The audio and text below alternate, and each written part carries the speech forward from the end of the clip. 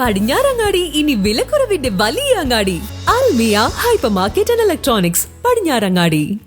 ചെർപ്പളശ്ശേരി നന്മ സാംസ്കാരിക കേന്ദ്രം ആൻഡ് ലൈബ്രറിയുടെ നേതൃത്വത്തിൽ പരിസ്ഥിതി സെമിനാർ സംഘടിപ്പിച്ചു. Taluk library council joint secretary Ajith Kumar seminar ഉദ്ഘാടനം ചെയ്തു.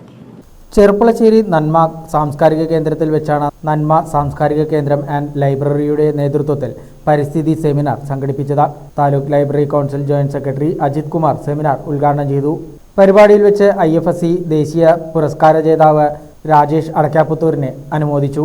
നന്മ vice chairman K Balakrishnan master അധ്യക്ഷനായിരുന്നു. Secretary AK Rajagopal, Nanma Kalavedi president P Chandrasekharan, A Ramakrishnan തുടങ്ങിയവരും പങ്കെടുത്ത് സംസാരിച്ചു. പരിപാടിയിൽ പങ്കെടുത്തവർക്കെല്ലാം രാജേഷ് അടക്കാപുത്തൂർ തൈകൾ നൽകി.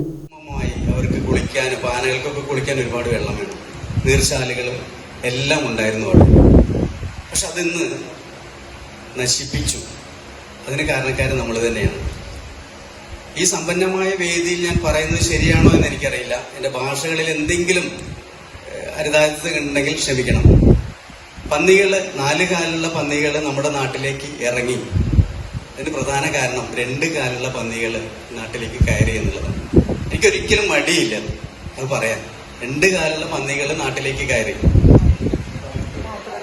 കാട്ടിലേക്ക് 2 കാലുള്ള പന്നികൾ കാട്ടിലേക്ക് കയറി.